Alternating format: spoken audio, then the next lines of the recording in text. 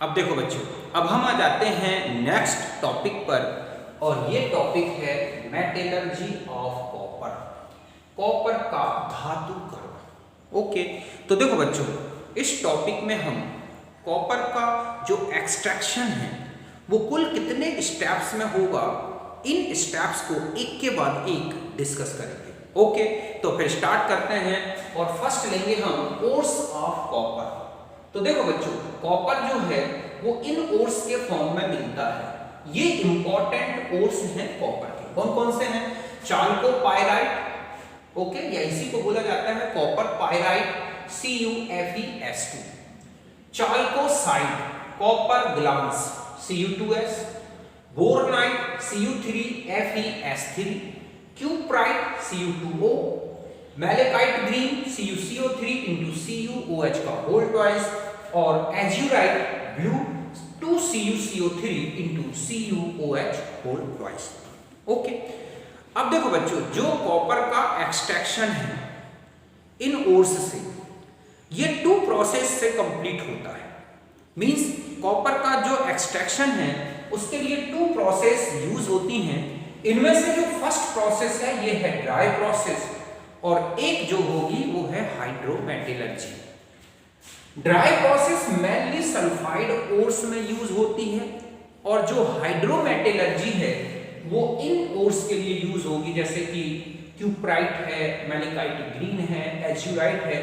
इनसे जो कॉपर का एक्सट्रैक्शन होता है उसके लिए हाइड्रोमेटलर्जी ये यूज होती है, और जो सल्फाइड ओर्स हैं जैसे कि कॉपर पाइराइट या फिर हम कहें चाल्कोसाइट, इनसे जो कॉपर का एक्सट्रैक्शन है उनके लिए कौन सी मेथड यूज होगी? Dry process. ओके, तो फिर स्टार्ट करते हैं, और सबसे फर्स्ट हमने लिया है ड्राई प्रोसेस। तो देखो बच्चों, ड्राई प्रोसेस अभी मैंने आपको बताया कि किसके लिए यूज होगी? सल्फाइड ओर से।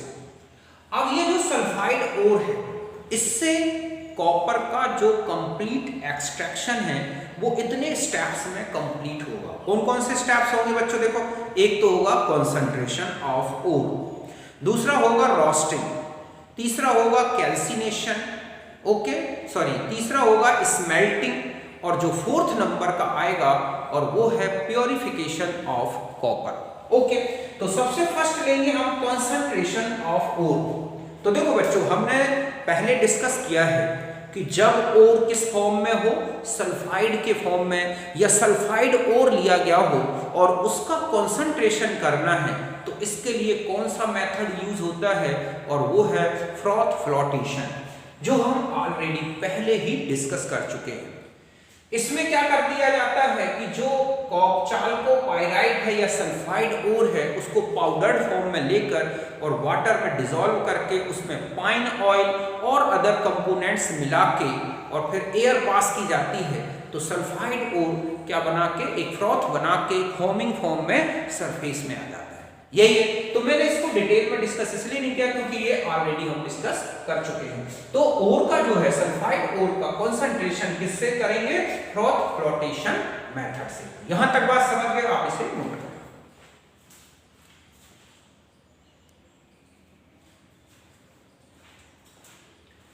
अब देखो बच्चों, नेक्स्ट जो स्टेप होता है ये है रोस्टिंग। मैंने आपको पहले ही बताया है कि जब सल्फाइड ओर मेटलर्जी में यूज होता है तो इस सल्फाइड ओर को पहले किस में कन्वर्ट किया जाता है? ऑक्साइड में। और इस प्रोसेस के लिए जो मेथड यूज होती है वही क्या कहलाती है? रोस्टिंग। समझ गए ना? तो यहां पर चाल्कोसाइट मींस कॉपर पाइराइट का, चाल्कोपाइराइट का यूज हो रहा है कॉपर के, ठीक है, कॉपर पाइराइट का यूज हो रहा है जो कि एक सल्फाइड ओर है। तो इस सल्फाइड ओर को पहले रोस्टेड किया जाता है जिससे सल्फाइड किस में चेंज हो जाए? ऑक्साइड फॉर्म में। तो और पूरी प्रोसेस को किस में किया जाता है? रेवर्बेटरी फर्नेस में, और presence of excess of air. यही लिखा है कि concentrated ore is heated in the presence of air in reverberatory furnace. तो ये रिएक्शंस होती है। ये है हमारे पास कॉपर पाइराइट, रिएक्शन की इसने ऑक्सीजन से, एयर से, और इस तरह से चेंज हुआ। बाद में ये जो सल्फाइड है Cu2S और Fe, इस तरह से ये भी किस में चेंज हो गए? ऑक्साइड में। और जो सल्फर, आर्सेनिक, एंटीमनी या अदर और भी इम्प्योरिटीज हैं वो भी क्या हो जाती हैं, इसी स्टेप में ऑक्सीडाइज हो जाती है। ओके, तो इस तरह से ये रोस्टिंग प्रोसेस होती है। अब ये जो गैसियस प्रोडक्ट्स थे जैसे कि SO2, ये तो वेपर बन के फॉर्म में निकल गए, और जो भी है वॉलेटाइल सब्सटेंस वो भी वेपर बन के निकल गए, और जो और मिलता है वो कैसा हो जाता है, पोरस। ओके, तो यहां तक नोट।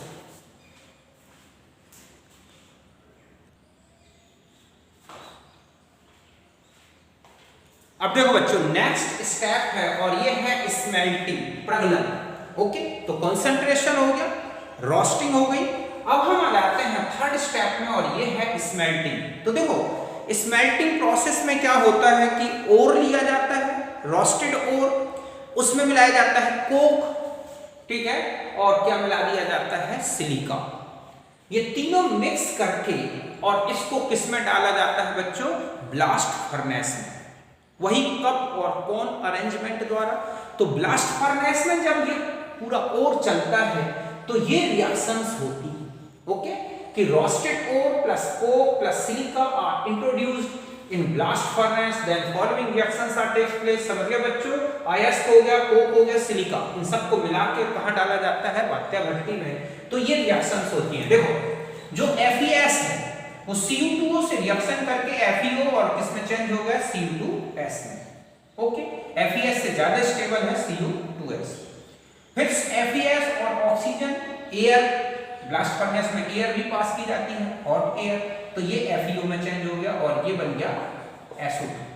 और FeO और SiO2 इनकी रिएक्शन से यहाँ पर SiO2 एक फ्लक्स की तरह वर्क करता है और ये किसकी तरह हो गया, इम्प्योरिटीज के फॉर्म में, और इससे बन जाता है FeSiO3 स्लैग बन गया। ओके, जब ये पूरी प्रोसेस कंप्लीट हो जाती है तो एक मॉल्टेन मास, एक पिघला हुआ जो मैटर है वो कहां पर आता है, जो ब्लास्ट फर्नेस है उसके बॉटम में कलेक्ट होता है, और उस मैटर को बोलते हैं कॉपर मैट या एम मैट अकेला। समझ गए ना, जो नीचे ब्लास्ट फर्नेस के बॉटम पार्ट में एक लिक्विड या कहें कि मॉल्टन मास कलेक्ट होता है उसे बोलते हैं मैट। एक क्वेश्चन आता है कि मैट में होता क्या है, तो देखें कि इसमें मोस्टली होता है क्या, Cu2S, और कुछ लिटिल अमाउंट में होता है FeS। समझ गए बच्चों कि इस मैट में मोस्टली कौन सा कंपाउंड होता है, Cu2S, इसके अलावा लिटिल अमाउंट में होता है FeS। समझ गए बच्चों कि पिघला हुआ पदार्थ भट्टी के निचले भाग में एकत्रित होता है, इसे बोलते हैं मैट। इसमें मुख्य रूप से कौन कौन सा होता है, Cu2S होता है मैन तो, और कुछ मात्रा में क्या मिला होता है, FeS। तो यहां तक नोट करें।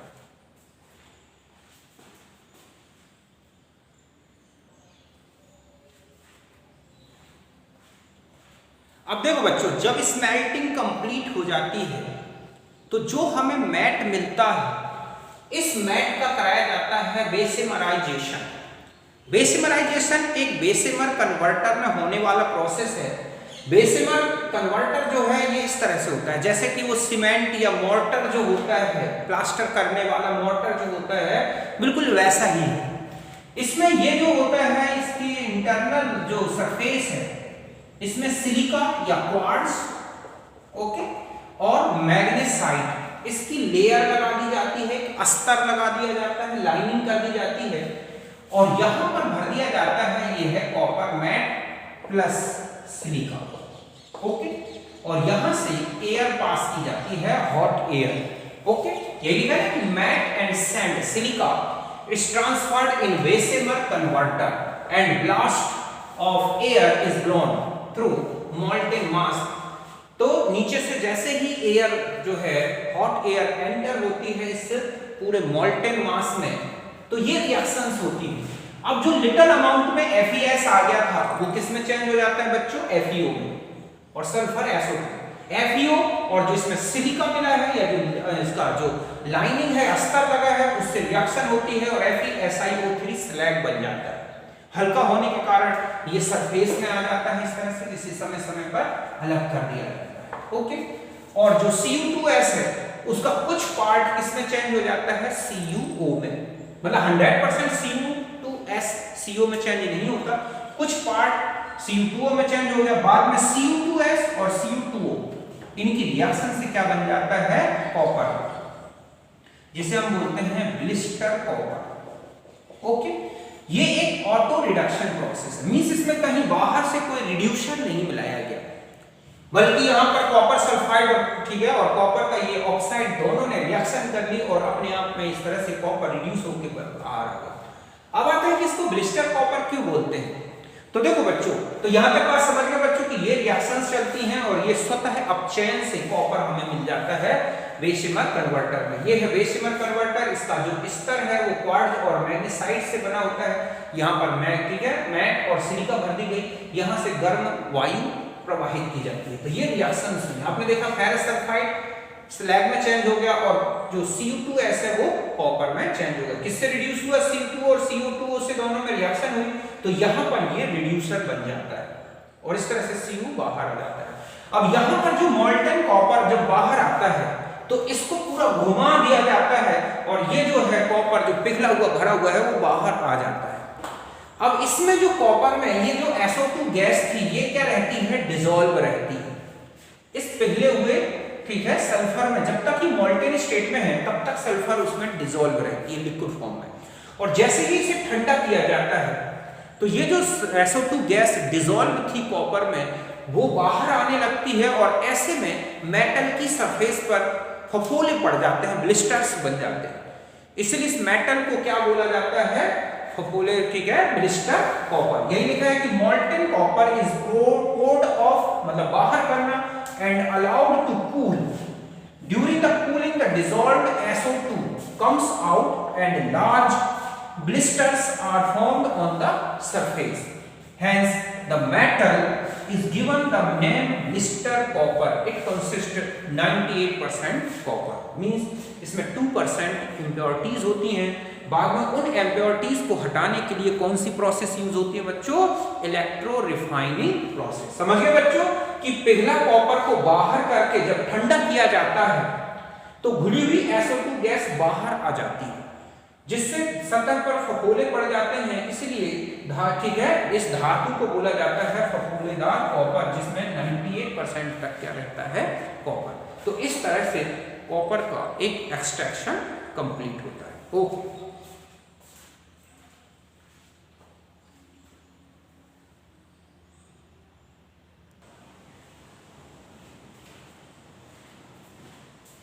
अब देखो बच्चों, नेक्स्ट ये है कि extraction of copper from non sulphide ore. अब जो कॉपर का एक्सट्रैक्शन है वो नॉन सल्फाइड ओर से भी किया जाता है, जैसे कि क्यूप्राइट है ना, मैलिकाइट ग्रीन, एज्यूराइट, इनसे भी कॉपर का एक्सट्रैक्शन किया जाता है। इसके लिए जो मेथड यूज होती है, मींस ऑक्साइड हो गया, ठीक है, carbonate ores are used for extraction of copper. तो ये स्टेप्स होते हैं। एक तो होगा कैल्सिनेशन। तो कैल्सिनेशन में क्या किया जाता है, ओर को हम जानते हैं कि रिवर्बरेटरी फर्नेस में एब्सेंस ऑफ एयर में हीटेड करते हैं, तो जितना भी कार्बोनेट है या हाइड्रोक्साइड है वो किस में चेंज हो जाएगा, ऑक्साइड फॉर्म में। ओके, तो इस तरह से एज्यूराइट हो या मैलिकाइट ग्रीन हो, ये चेंज हो जाता है CuO में। ओके, फिर नेक्स्ट स्टेप होता है स्मेल्टिंग, कार्बन रिडक्शन प्रोसेस।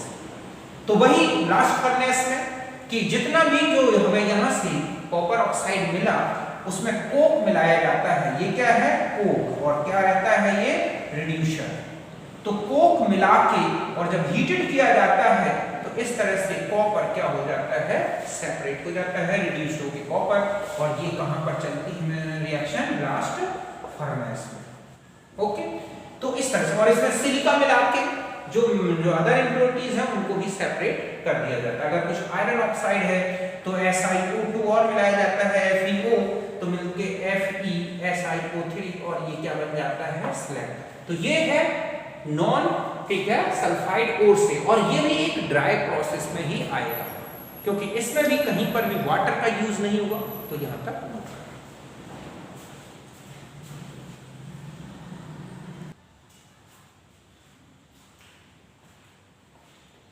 अब देखो बच्चों, अब आता है प्योरिफिकेशन या रिफाइनिंग ऑफ इम्प्योर कॉपर, अशुद्ध कॉपर का शोधन। ओके, तो ये जो अभी आपने मेथड्स देखी, इन मेथड्स में जो कॉपर मिलता है समझ गए ना।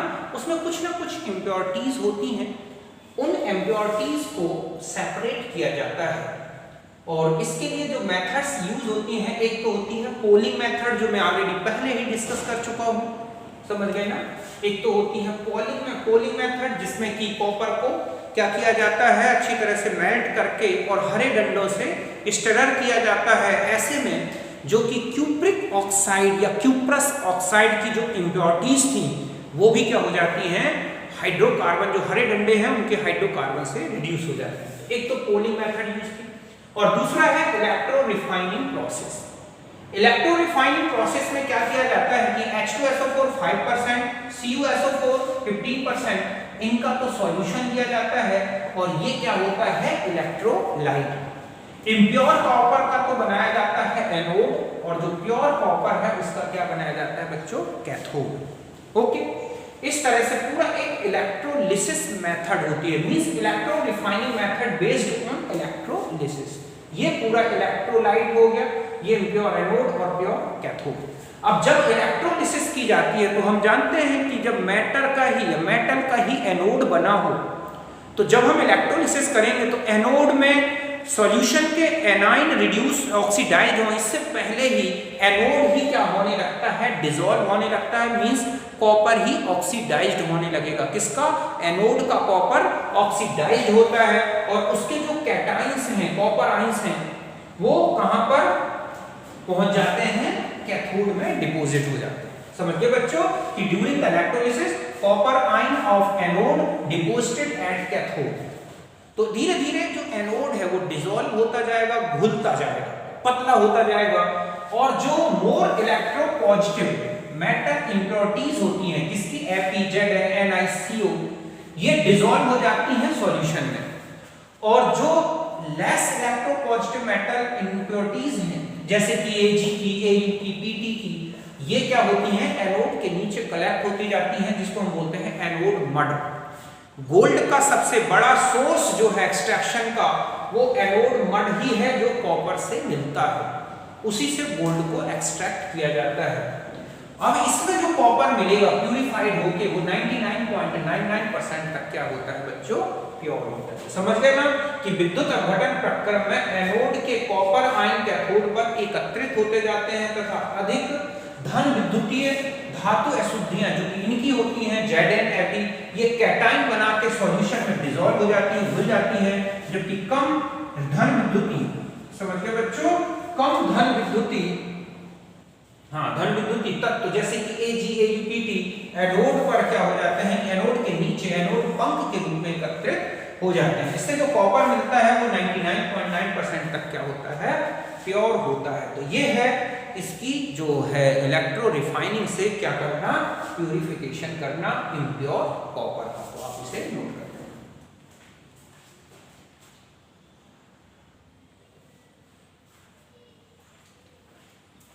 अब देखो बच्चों, अभी मैंने आपको 2 प्रोसेस बताए थे। जो फर्स्ट प्रोसेस थी वो ड्राई प्रोसेस थी जिसमें कॉपर को केवल ड्राई कंडीशन में ही ठीक है एक्सट्रैक्ट किया जाता है। अब एक होता है हाइड्रोमेटलर्जी, जल धातुकरण।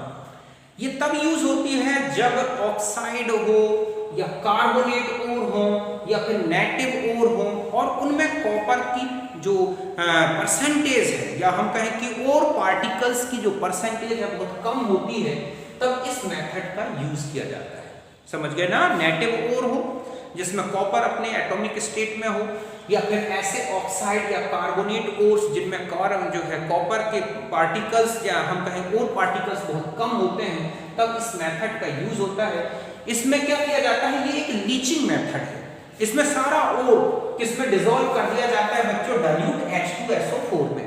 ऐसा करने से जितने भी कॉपर पार्टिकल्स हैं वो किसमें चेंज हो जाते हैं, कॉपर सल्फेट में। H2SO4 से रिएक्शन करते हैं और कॉपर सल्फेट के फॉर्म में क्या हो गए, डिसॉल्व हो गए, लीच्ड हो गए। फिर इस सॉल्यूशन को फिल्टर कर लिया जाता है और फिल्टर करने के बाद फिर पूरे सॉल्यूशन का इलेक्ट्रोलिसिस की जाती है। इलेक्ट्रोलिसिस करने से कॉपर कैथोड में मिल जाता है। तो यही मैंने लिखा है कि नेटिव ओर, ऑक्साइड और कार्बोनेट ओर आर लीच्ड, ठीक है, इन dilute H2SO4 and carbon of ore dissolved in dilute H2SO4 in the form of CuSO4। समझ गए बच्चों, कि नेटिव ओर हो, ऑक्साइड हो या कार्बोनेट अयस्क हो, इसे तनु H2SO4 में घोल दिया जाता है। इससे कॉपर का जो अयस्क का जो कॉपर है वो किसमें चेंज हो जाता है, CuSO4 में। इस तरह से जैसे Cu2 है H2SO4 से, तो ये किसमें चेंज हो जाएगा, CuSO4 प्लस H2O। CuO है H2CuSO4 प्लस H2O, या ये है तो बन जाएगा CuSO4 plus CO2 plus H2O, या ये है तो CuSO4 प्लस इसमें H2O। तो इस तरह से ये जो ओर है, समझ गया ना, ये है लीचिंग एजेंट। यहाँ पर ये क्या है बच्चों, लीचिंग एजेंट, कौन, H2SO4। तो सारा कॉपर इस तरह से डिसॉल्व हो जाता है। अब ये जो सॉल्यूशन बनता है इसे पहले फिल्टर किया जाता है, फिर इलेक्ट्रोलिसिस की जाती है, तो जो कॉपर है वो कहाँ मिल जाता है, कैथोड में। तो Cu2 + 2 electron equal to Cu किसमें मिल गया, कैथोड में। और जो वाटर का OH आयन है वो इस तरह से ऑक्सीडाइज हुआ तो एनोड में निकलता है ऑक्सीजन और कैथोड में कॉपर मिल जाता है। इस तरह से ये है हाइड्रोमेटलर्जी से कॉपर का एक्सट्रैक्शन। इसके अलावा जो रद्दी कॉपर होता है, ठीक है, उसको भी इसी तरह से H2SO4 में डिसॉल्व करके इलेक्ट्रोलिसिस मेथड से ही कॉपर को एक्सट्रैक्ट किया जाता है। तो यहां तक लिख लें।